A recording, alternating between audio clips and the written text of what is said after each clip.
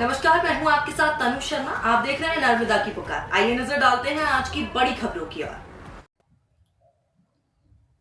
बगड़ी में श्री सिद्धिविनायक महिला कांवड़ यात्रा जीरापुर स्थित मां 64 योगिनी एवं 52 भैरव माता मंदिर से पवित्र जल भरकर बगड़ी पहुंची। बड़ी संख्या में महिला श्रद्धालुओं ने कांवड़ यात्रा में शामिल होकर नर्मदेश्वर राम महादेव मंदिर के में भगवान शिव का पवित्र जल से जलाभिषेक किया। कांवड़ यात्रा के दौरान महिलाएं बोल बम हर हर महादेव के जयघोष लगाते भक्ति और उत्साह के साथ आगे बढ़ी। यात्रा के बगड़ी पहुंचने पर नगर में विभिन्न मंचों से महिला कांवड़ यात्रियों का पुष्प वर्षा कर भव्य स्वागत किया गया। महिला श्रद्धालुओं के नगर में प्रवेश करते ही माहौल भक्तिमय हो गया। जगह जगह लोगों ने कांवड़ यात्रियों का स्वागत किया। इसके बाद महिला श्रद्धालु नर्मदेश्वर महादेव मंदिर पहुंचे, जहां विधि विधान से भगवान भोलेनाथ का जलाभिषेक कर पूजा अर्चना की गई। इस दौरान श्रद्धालुओं ने भगवान शिव से क्षेत्र के सुख समृद्धि और खुशहाली की कामना की। अंकित राठौर की रिपोर्ट।